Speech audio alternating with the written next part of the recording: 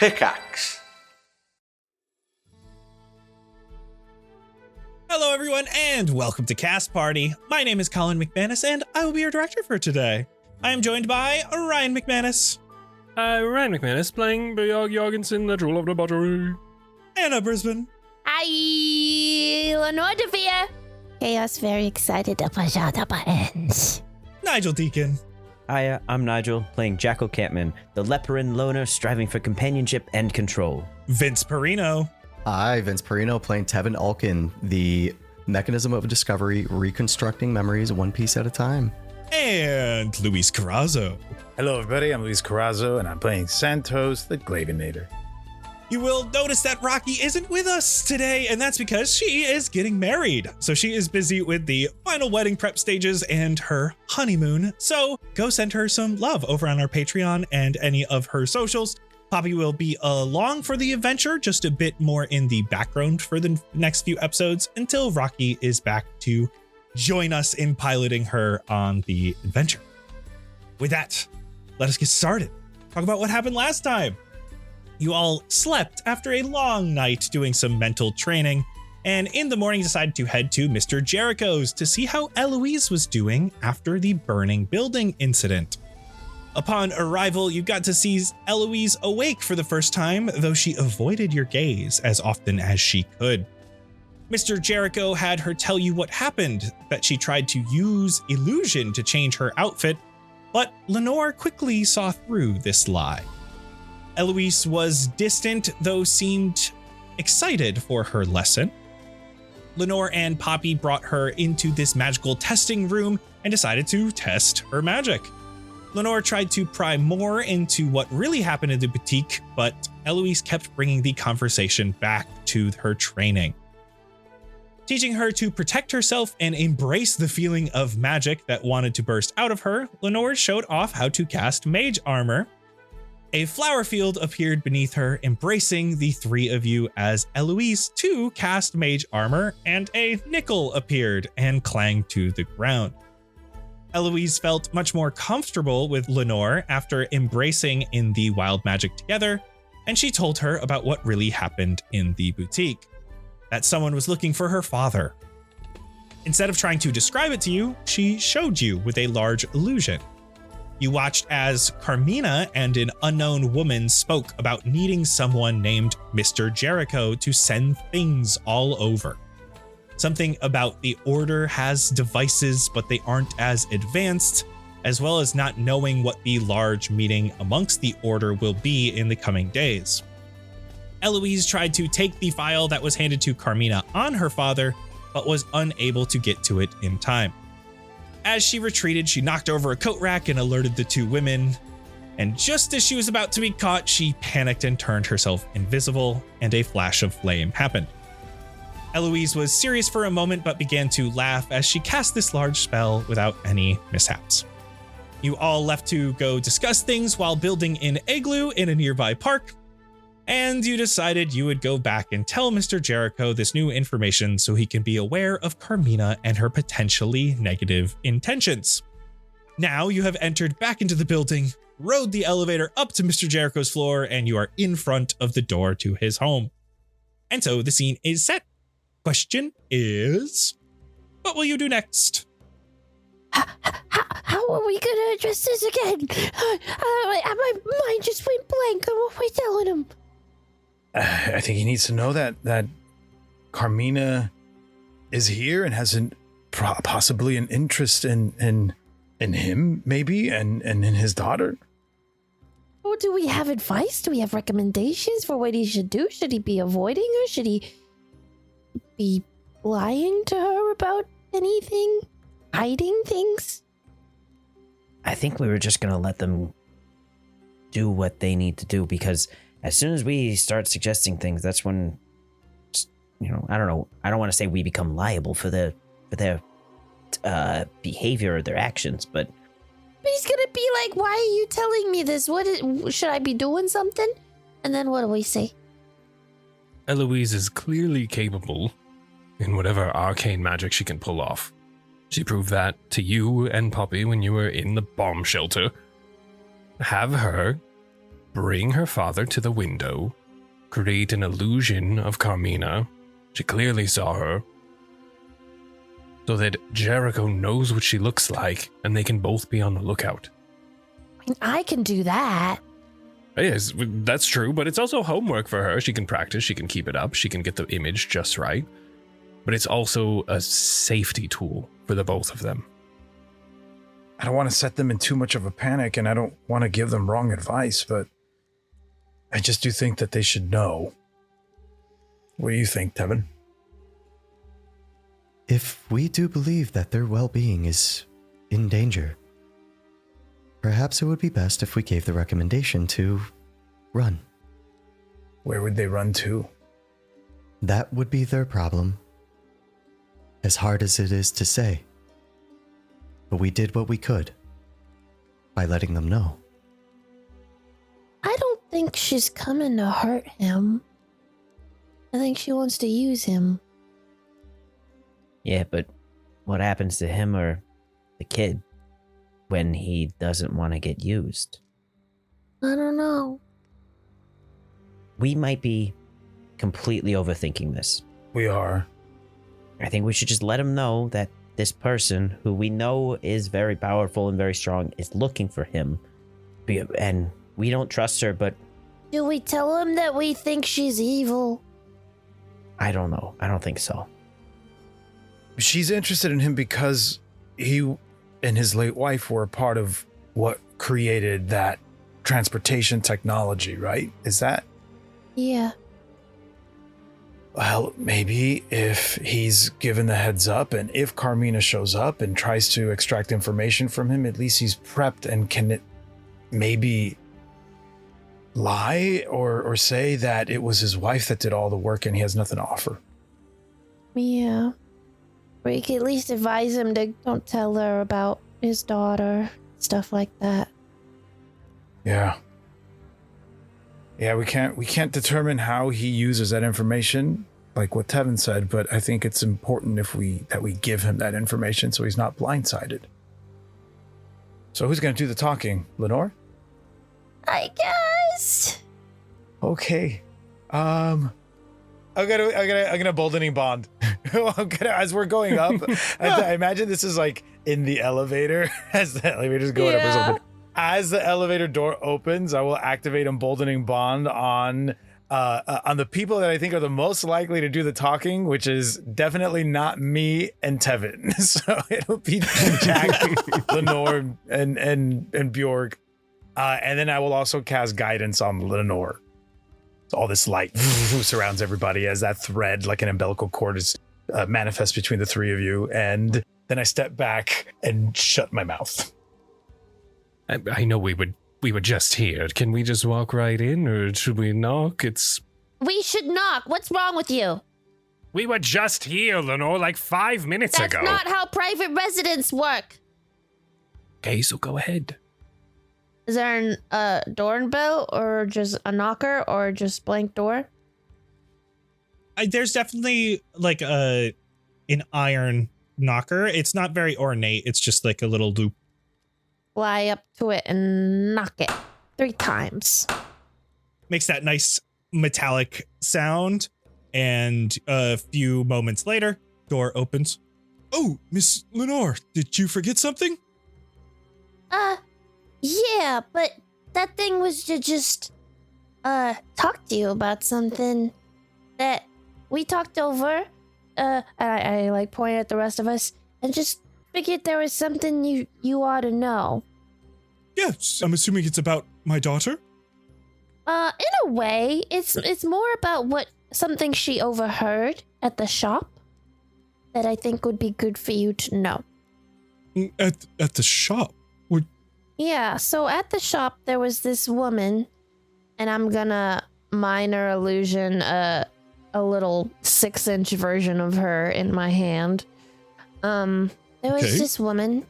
Her name is Carmina, and she was talking to this woman, and I'm gonna minor illusion in my other hand, 6-inch version of this other woman. I don't know this woman, never seen her in my life, but she was talking to this woman. And Carmina, this one, is looking for you. And Okay. we know this lady.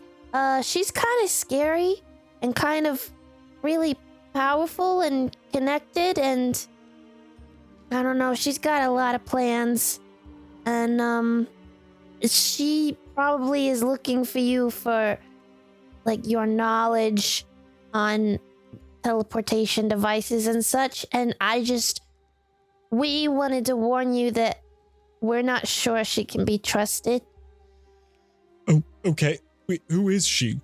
She's just a person? Well, she's in charge of this group called Nightshade in Twin Rivers. And she just kind of Nightshade Trading Company. yeah. Yes, they operate out of Carmarth as well. Oh, they're everywhere. Okay, well, she's a big deal. Okay. That's quite interesting, actually. Why? Oh, the CEO of a trading company wants to speak with me? It's quite obvious she wants my knowledge to send parcels long distances. Yeah, maybe into space. Who knows? Well, we just got a bad feeling about her. She seems like a sketchy lady. Oh, like she doesn't want to pay for my work? Maybe. Or maybe she wants to use it for nefarious purposes. So I would just say, don't tell her about your daughter's abilities. Don't tell her anything that you think is really important and sacred and secret. Take care of yourself. Don't overpromise too much to her. Try to downplay your abilities a little bit, maybe. But she seems to already know about you. She has a file on you. Oh. My reputation precedes me, I guess.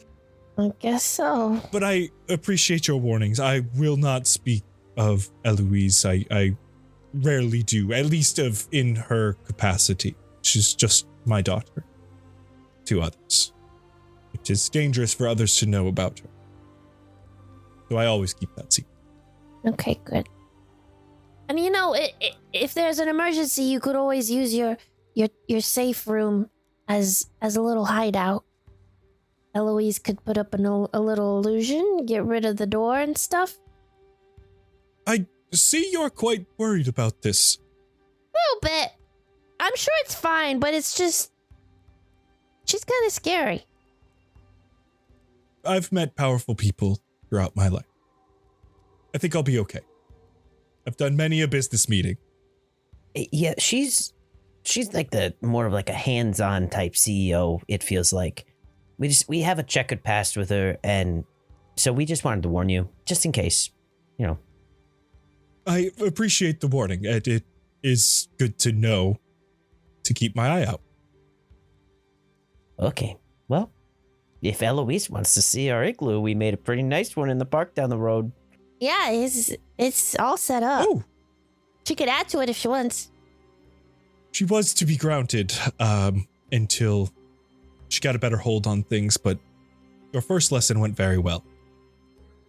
And it doesn't snow here, period. So maybe this would be a fun excursion for her. Yeah. Cool. Enjoy. Have a great night. Eloise! As he closes the door. I have a question. Hmm? I think I've been processing his demeanor like in a constant download. And especially there's something about how almost dismissive he was and unbothered that made me kind of, I don't know, sort of lean in and look at him. I'm trying to see if there's a way. I know this is like an insight check that I'm asking for, but what I'm really trying to clock is his reaction to somebody powerful coming. If there was no apprehension or no fear, was there the opposite? Almost like a hunger. Go ahead and roll me insight. Okay. I feel like we just warned him about a job interview. Like that's the kind of vibe that I'm getting off of him. A CEO? I'm honored. Yeah, like he's just like a business guy. And there's something about people that are used to cutthroat worlds that they're unbothered by warnings such as the ones that we gave. And I'm just curious if there's a reveal about his relationship to power in there somehow on his face. Insight? Ooh, 23? There was a surprise and confusion on his face as Lenore was going through this story until he asked who she was and found out that she was part of Nightshade. That was the only clarifying question he asked, and that's where the clarification he needed was.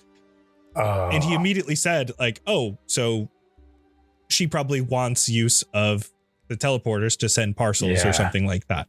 He straight went to business. Like, what is her business? Yeah. It is shipping things. What is my business? Sending things places. So you can very much tell that this is a business-minded person. Yeah. And that's the first thing they went to in this case. And they seemed unworried about it. Yeah, business opportunity. At the very least, Lenore, what you told him reinforced that what he seems to already do, which is to keep Eloise out of it. And Yeah. see, the thing is, when you have a solid expectation about how a meeting might go, when it deviates from that expectation, you're going to be primed to notice that deviation. And I just hope that I can have a little faith in his ability to do that if Carmina tries to pull something. You know, I'm kind of talking more quietly now, just in case he happened to be like ear to the door listening to us or whatever. Is there a chance that we misread Jericho? Like, what if he's the type of guy who, given an opportunity to get paid, it doesn't matter what the outcome is? Like, sure, maybe if she's just sending packages, that's a thing that he could use for. He could sell his technology, all good.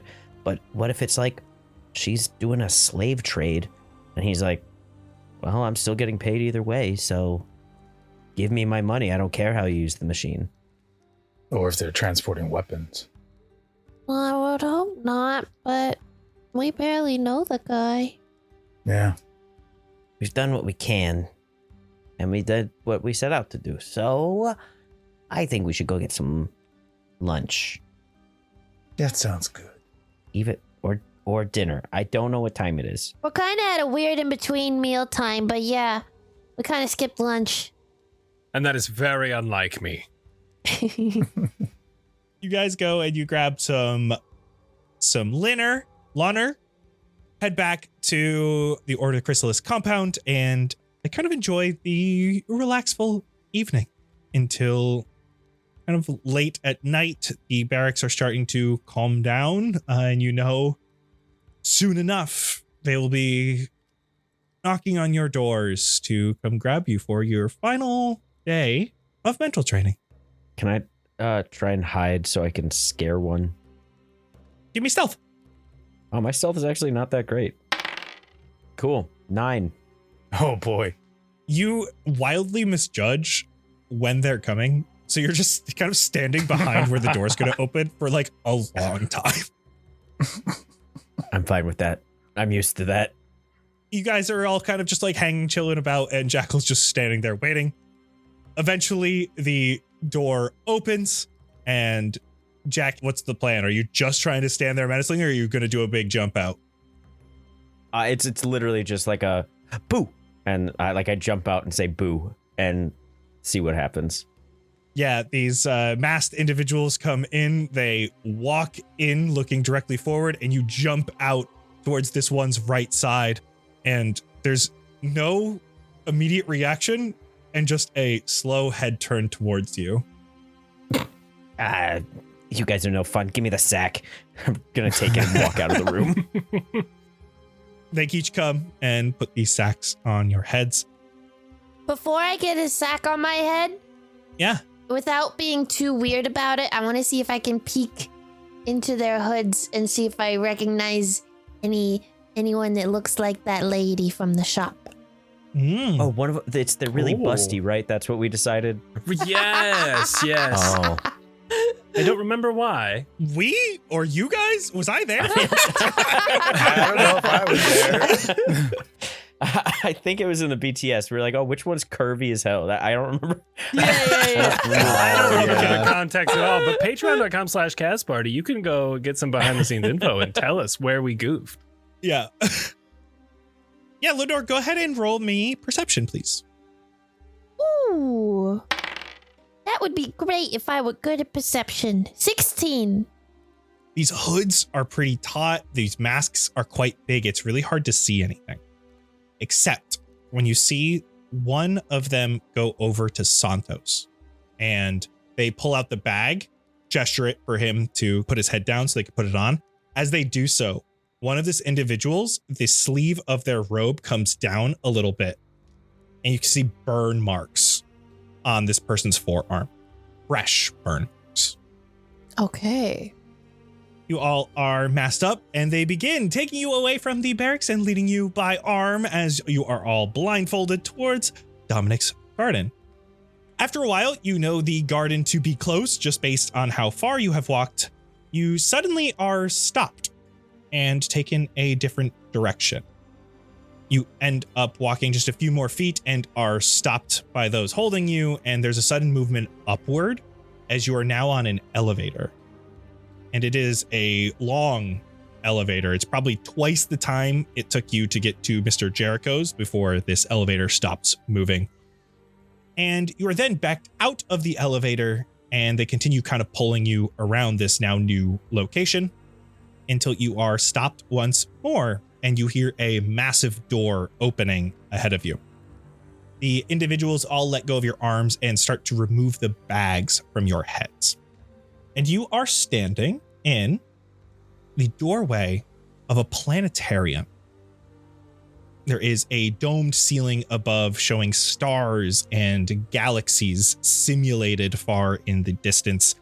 They glow and emit vibrant colors from far in the ether. The dome looks like what it would look like if you were just drifting out in space, seeing the infinite cosmos, but drifting in blackness. And ahead, you see standing in the focal point of the room is Dominic. He stands at a magical sphere at the center of the floor that is a black void with tiny stars and planets inside. And he doesn't immediately address you, but rather ushers you in with a single wave. And you see he is looking up at the stars, focusing on different points in the room.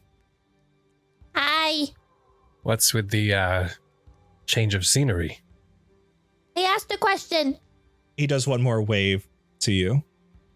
Oh, I'll step towards him. I'll do the same. Yeah.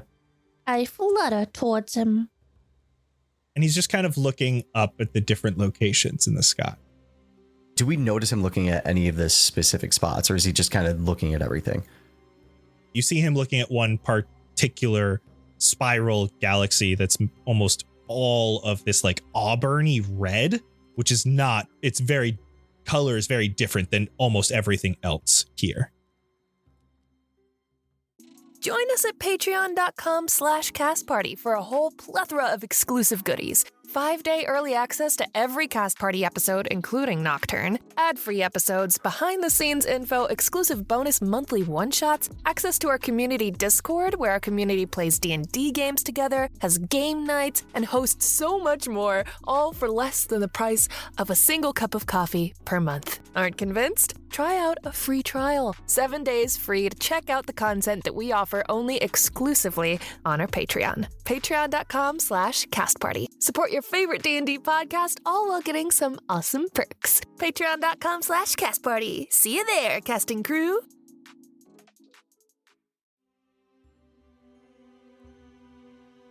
If he seems to be giving the impression that he's just like absorbed in this as he's backing us forward, I almost as if he's like trying to demonstrate or show something to us, I'll get a little bit closer to him and look up to try to look at what he is looking at. You're focusing on this auburn color of this galaxy, and the others see his hand wave above this orb, and he starts to zoom in on this galaxy that you're looking at, and it starts to expand across the planetarium like you are moving through space. And as he does so, Santos, he's looking at you. What do you see when you look above at everything that will ever be? You mean all that? All just doesn't feel like the right word. Well, there is no right word. The enormity of everything that's up there is beyond comprehension. Exactly. It is infinite, as endless can get. And you see, points to a dark area. You see that dark spot there. Not a star in sight, not a galaxy or planet, no black hole. It is just nothing. And he starts to slowly zoom in on that dark spot where no light was coming from. And as it expands, you start to see from the darkness galaxies fading in from what was just a moment ago a black patch. And he continues to zoom in more and more. So much so, he zooms far enough where the entire planetarium is now a completely new view of space. And now he's like kind of gesturing around to the whole dome. This is what was once that black space. Where we thought just a moment ago was nothing are millions of galaxies, each with billions of stars, each have who knows how many planets. And that's just that small dark space. When you account for the whole night sky in every direction, what then? How many planets are there? How many have life? How many individuals are out there with unique personalities and needs and wants, desires, motivations? The number's too big for even the gods to comprehend. How do you know all this? You don't look up at the night sky and wonder? I'd probably be lying if I said yes more often than no. Sorry, that was a weird way to say that. No, I don't. So are you just saying that you're imagining that all that stuff is out there? Or do you know that there's millions and billions of other planets and galaxies and dark spots? Yeah, is this like a camera that is actually zooming in, or is this like making guesses about what's out there? Informed guesses. Okay. Powerful magic. This is coming from Stratton's orbital. Able to be projected here. Do you speak to others that are out in that space? Speak, no. Communicate, no. But we do know there are other planets. We know there are some in this galaxy that people go to, and there are individuals there. We know that since humankind first started, it spread across the galaxy because of the gods, because of the explosion that sent the resonance away. You're not talking about the Big Bang, you're talking about some other cosmic explosion. I've heard it called that.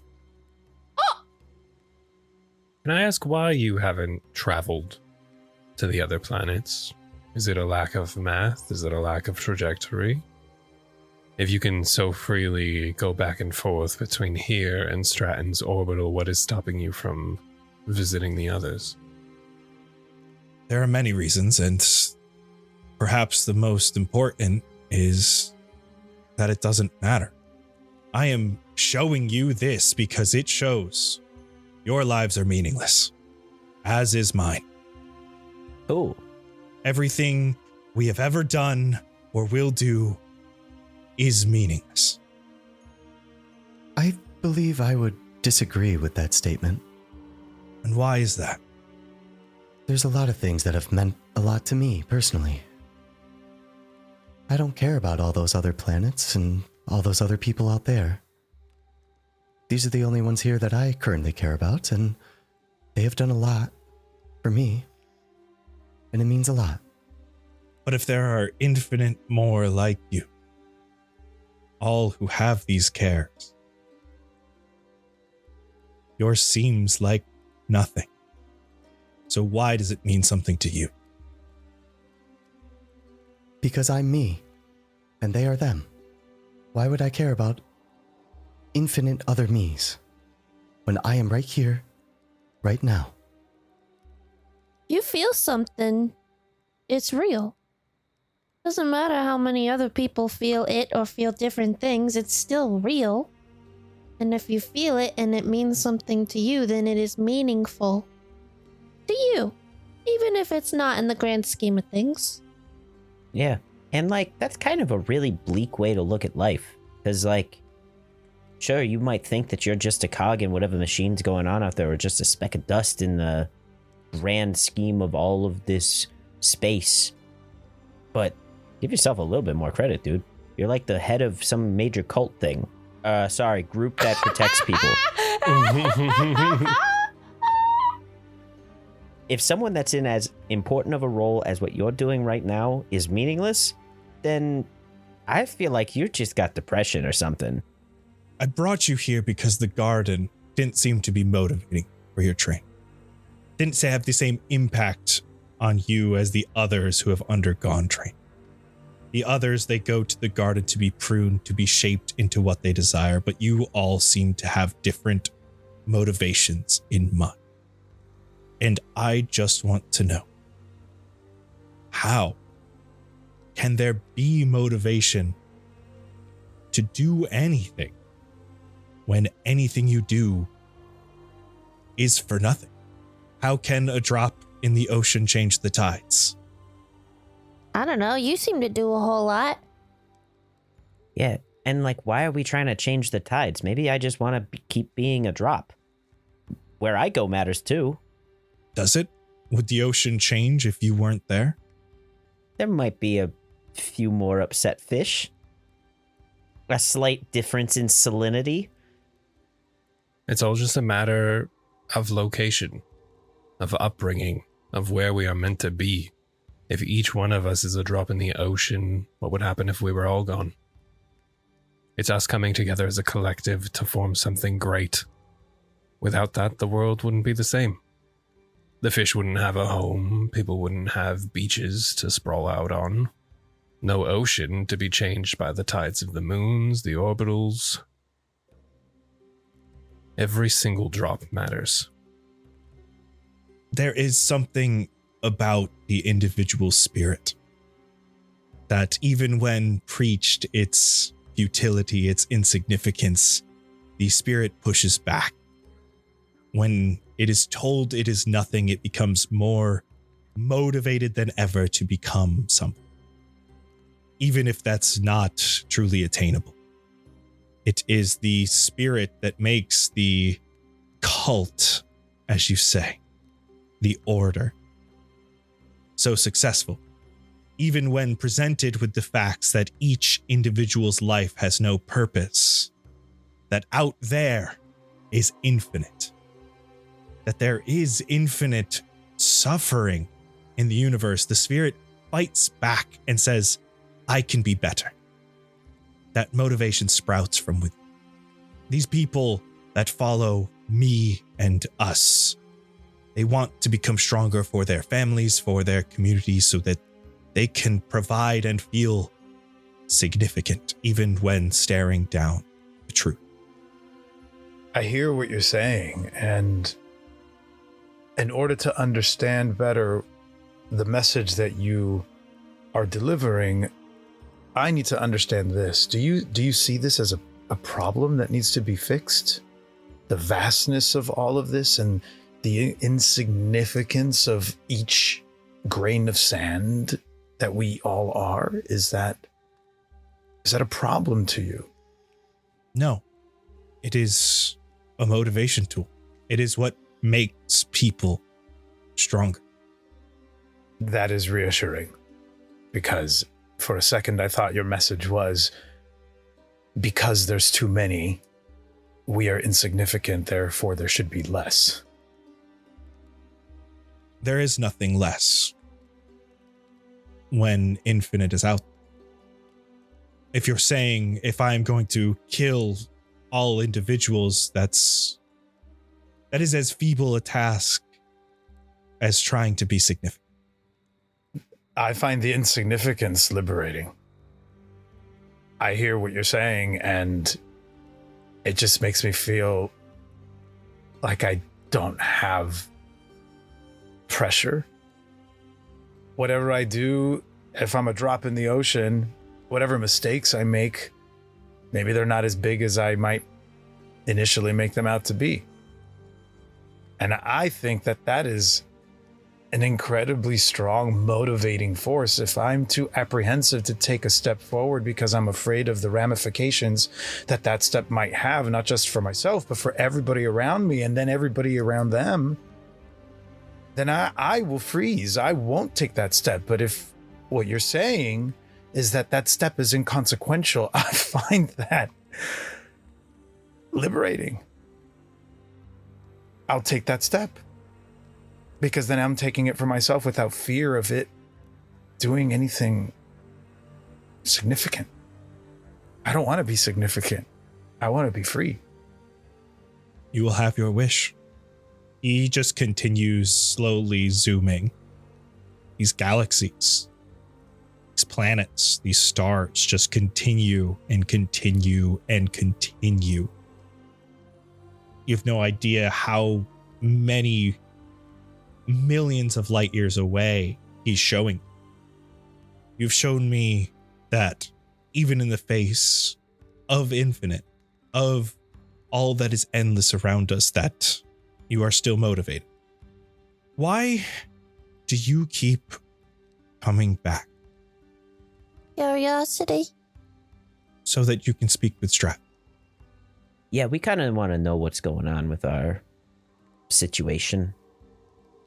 If it is Stratton you so desperately desire to speak to, then let us finish this. This will be our final mental training. You will not be interrupted this time. You will continue and finish the training no matter what. You will not be distracted by doors. Do I make myself clear? Question. What happens if we get distracted by doors? You will not be distracted by doors. There will be no doors. Okay. Are we the only people where the doors have been showing up for?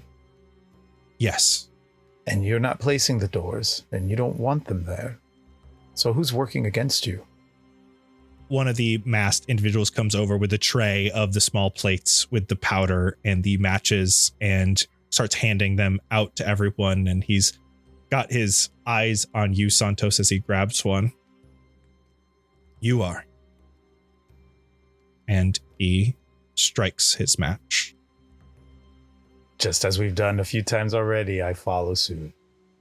I do the thing.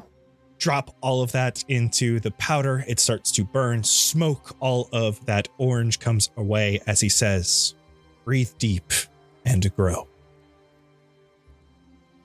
Just like the last two times for some of you, this orange color shifts and you appear in the garden shed with your auras emanating a soft color around you.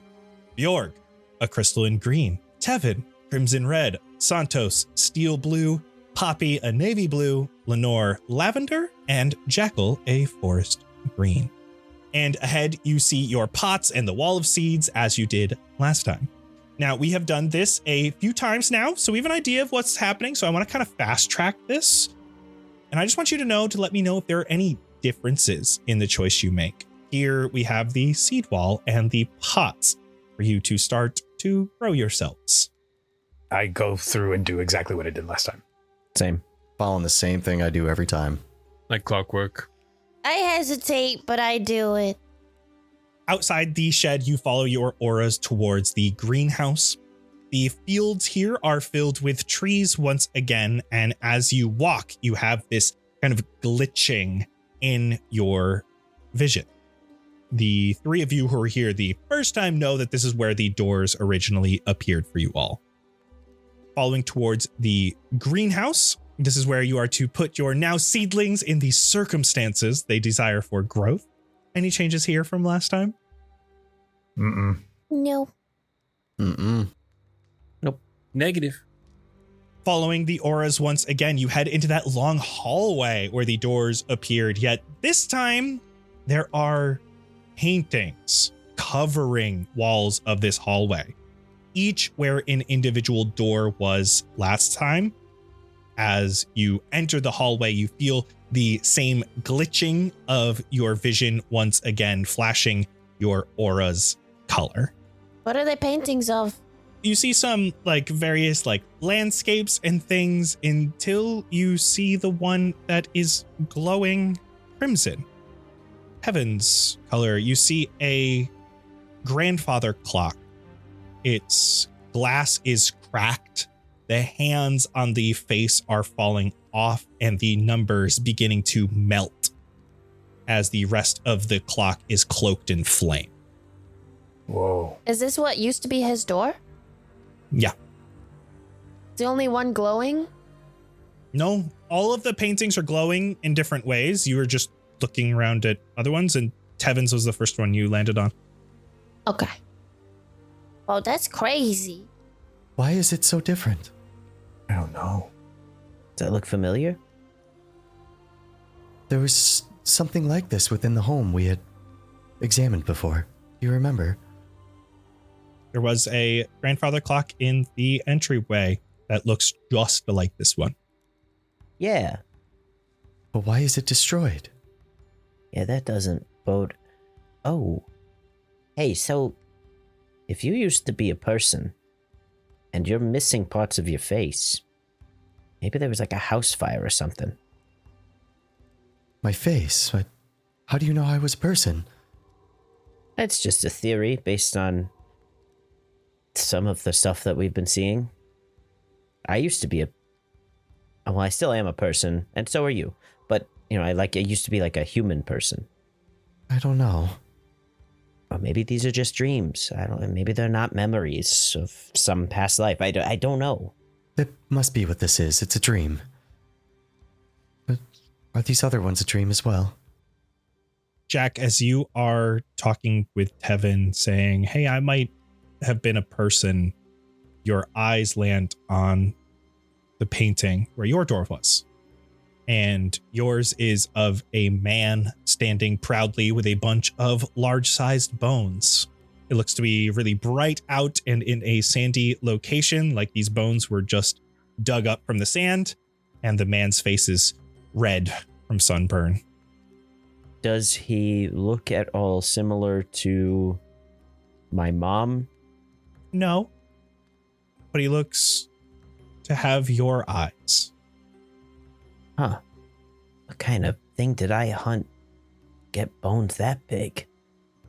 Tevin, I think this might have been me, or dream me, or whatever it is. And I'm going to point at the man. I want to look at it really intensely, take in all of it.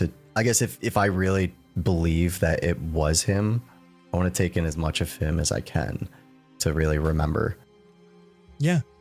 You take a little while, you notice some little things here and there, how the smile shows his teeth, how he is exhausted and just beating sweat, how the eyes look. And you two recognize some similarities from the child jackal you saw in the last mental training. You do have similar traits. You think this really was you? Either was me or will be. You think maybe we will find mine? I hope so, buddy. Can I find my door? My painting? Lenore, yours is a painting of the Dreamkeeper. The white rabbit with the bird-like wings. It is not in flight, though. It is seated facing the viewer of the painting. Its wings are down. It's not showing much emotion on its face. At first, this just looks like a pretty picture of the Dreamkeeper. However, as you're kind of looking closer, you see that its paws are bound in chains. I want to shoot a firebolt at the painting. Okay. You notice that it does not burst into flames, but it disrupts almost like an illusion that quickly reforms. I don't see any door through the illusion. You do. Can I reach through it? You try to, and as you touch it, the painting repels your hand. Yeah. You always resort to fire, Lenore, every time. It's always What? flames. You need to try this instead. And I point my gun and shoot a Bjorg's brisk beam at my painting. You didn't even look at it yet! There's like a little bit of crystalline ice that forms, and then it goes away. And you can now get a look at your painting. And it looks like a point of view shot. It is of a man sitting in a dimly lit room at a round table with used tissues around. And we are looking from his eyes as we look into the painting. He is holding a bill addressed to Robert Leland, which is for a large amount. And the background of this image has a whiteboard with a graph showing miles at the highest peak with scribbled out names for others. And you see a few pictures hanging in the walls of different cars. Okay, that didn't work either. Now I want to look at my painting. As you're going over to yours, Santos, you stop at Poppy's on the way. Where Poppy's door is a painterly version of Wraithwood Farms from the perspective of one of the sheds on the property. It looks like inside the shed, kind of looking through a window towards the farms. The sky is dark and cloudy overhead, and there is a silhouette of something in the darkness that you can only see through a crack in the wooden wall. And Poppy would remember this is where Pop found her the first night she made her way onto Wraithwood Farm. And then you find yours, Santos. And Santos, yours is a bit eerie. You see a plain room with red walls and wooden floors and nothing else in it. It is a bright room overall, but has an overly dark corner on the left side. There is a woman walking out a door, leaving this room on the right side. And in the darkness, you see a man, his face covered in shadow, completely featureless. And this painting has a name. It's called Me and You, except me is spelled M-I. Yours got a title? I guess so. Is it signed by anyone? I don't think so. Tommy, did you paint these? I yell up at the sky. No response. Santos, this looks like the woman from your photograph. I figured. I have that photograph on me? I can't remember if we decided you had it here. It was in a dream sequence that you saw it. I mean, I think what happens is as that thought moves through my mind, and I wonder if I have it on me, I think of the pocket that I would obviously have put it in. And I can't remember if I actually have it or if I imagine that I have it. And at this moment, I would rather not know the answer to that. And so instead of reaching into that pocket and discovering what may or may not be there, I'll let it be Schrodinger's photograph. And I turn to the rest of the group and I say, I know what we're not supposed to do here. And I know what we've done here before, but I can't help it. I want to know what's on the other side of these doors. And some of us have been able to go through. Some of us haven't yet been able to. But it looks like every other time we've had one chance to go through before Dominic pulls us out. Yeah. Yeah.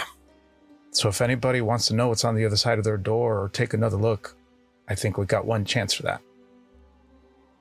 Lenore, you were kind of robbed of that last time. It did look really cool. But we can't even get in. You said there are no doors, and there's no doors. What if the door's an illusion too? And what if it's just a portal and you just have to run into it to get through it? No, but we were like seeing a memory. It wasn't a real... We weren't able to affect anything before. I'll try with you, Lenore, if you want to go at it without potentially feeling stupid if this fails. But I'll try with my own painting. Try what? Dive in. Run into it? Jump into it like Mary Poppins? Exactly, why not? I mean, I tried reaching through. That didn't work. I tried breaking it. I tried pulling it off. Did you go head first? I wind up and then I crash my head into the painting. Lenore, you're gonna take 2 bludgeoning damage as you smack No! your Okay. forehead. See, Lenore, that's why I said yeah. I would go with you and do it at the same time, but you just jumped the gun. Oh, wow. Is this exactly where we've always found the doors that we've gone through? Or did we keep going and then we found doors down the road again? You've kind of found doors in between each like station that the auras that you're following take you through. So initially they were in that field. The second time they were in this hallway, and the third time they were in like this set of gardens leading up to this like big museum thing. And it seems like every time the doors appear, the next time you're there, they're blocked. Yeah. It's a tug of war. Dominic said there'd be no doors. And there's no doors here. So I'm curious to see how he covered up the doors that we saw after these ones. And maybe the person tugging against him will find another way to make those doors come to us. Then let's move forward. I fly forward first. I fly forward too, second. Following into the next area, this is where your plants began to look more like you, and you had to decide to cut off pieces of yourselves that you didn't like or didn't want or add to them or things. Any changes here from last time? No. Nope. I'm tempted to behead Miles's and see what happens. Oh. But I won't. Next, you remember walking through a large set of gardens towards a massive marble building where in the gardens the doors appeared. But instead, as you open the next door, you see there is just a long tunnel here. Thick bricks all around you, and it leads straight ahead where you can see a marble staircase heading upward at the end of the tunnel, which is where your auras have headed. As you walk, you feel the same familiar glitching that has been happening as these doors appear, but there are no changes that occur around you. As you continue towards the staircase, there is another feeling of glitching here, Lenore, and you see a single door appear in front of you. A door glowing lavender with an ornate handle. Lenore's door. And you remember as you tried to leave last time heading towards the marble building that this just appeared in front of you just like this. I pretend like I don't see it. Oh. I says no doors. Oh no. Dominic's really good at what Dominic does, which is make doors go away.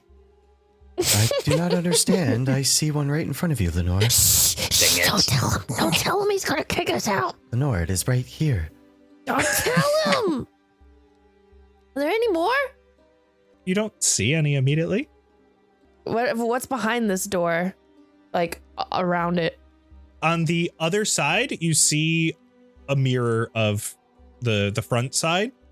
And as the rest of you kind of start moving a bit closer where Lenore is, Georg, you start to feel a sense of glitching as well. You see that this door in front of you turns to your color. It is the same door, but it is this light green that you're looking at.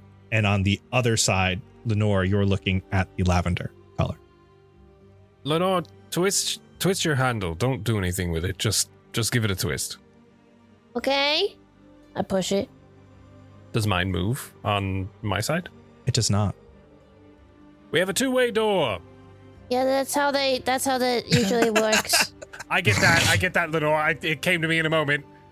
I think this is this is a one-way door that leads two places depending on where you enter from.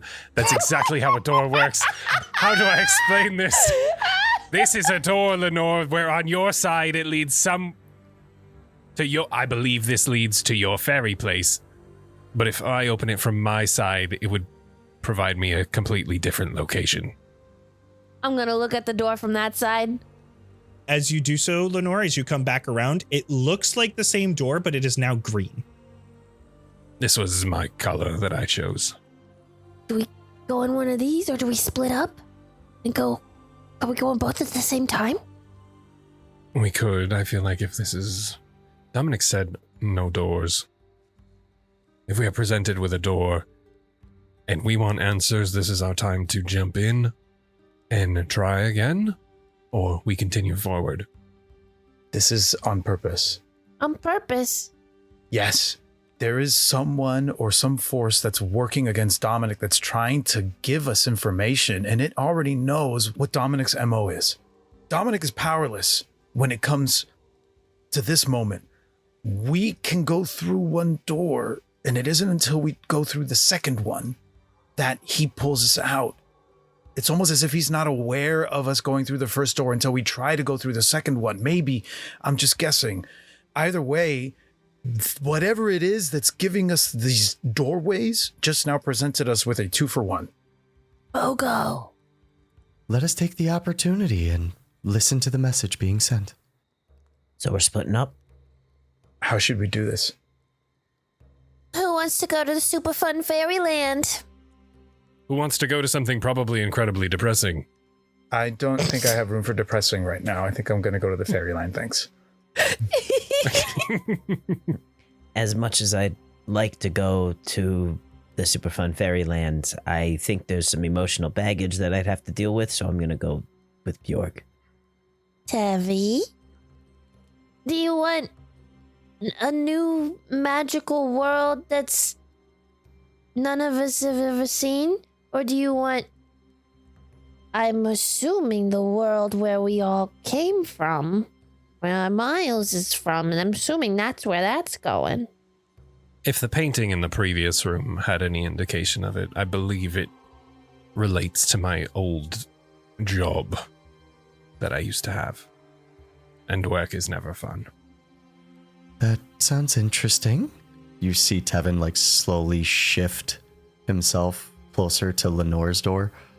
That sounds like a wonderful time, Bjork. I hope work is a good time and that you enjoy your time working. And I'll just slowly start to step into Lenore's door. I'll peek around the frame and just see them kind of lined up, ready to enter Lenore's side. Should we have a countdown? Should we do this at the same time? Yeah. Yes, we should. 3, 2, 1, go! Jesus! Okay. You both push open your respective doors, what should be into each other, but they both open as if they were in a frame like normal. And you are able to rush through these doors. And for today, that's a wrap. Yeah! Door! Doors! More doors. Doors. Magic door. Mordor. Lenore door and Bjorg door. That's the More door. door. Oh The no. Lador. The Bjor and Lador. And Lador. Bjor and Lador. Bjor and Lador. Those have to be your next after party characters, Bjor and Lador. Bjor and Lador. Speaking of the after party, if you guys want to see us do silly little one-shots with all different kinds of stuff, you can do that over on our Patreon, patreon.com/castparty. We also talk about our episodes over on Behind the Scenes. And so you got so much more stuff you can do over there. And we want to see you there ASAP. And don't forget to wish Rocky a happy marriage. Is that how you? Congratulations. That's the word. Happy Marriage. Happy marriage, y'all. And wish her all the best. And we'll see her again soon. But we'll see you all in 2 weeks for our next episode where we go through some doors. Okay, bye-bye. Bye. Bye-bye.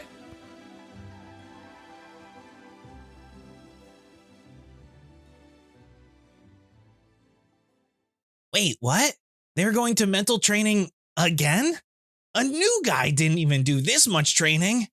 Bass drop, do you think they're doing good or really bad in there? Shh, have a cop sack. I don't need your commentary on this. Jonas, pipe down. I'm trying to figure out how these newbies got to mental training so fast. What's that, Dubword? You think they are so useless that the mental training isn't working on them? Frosted Gears, oh my god, they aren't completely brainless. Saint E-Love, you can't say stuff like that. They are so committed to this cause. Oh my god, Eric 5, shut up. They are not plants from some other group just infiltrating the order to get information from Stratton. Wow, Heather, we weren't even talking about their fashion. Like, yes, they all need a lot of help in that department, but that's a little low right now. Jesky Fire, that's not funny. You can't just make short jokes like that. I know she's a fairy, but she's not exactly low. She can fly.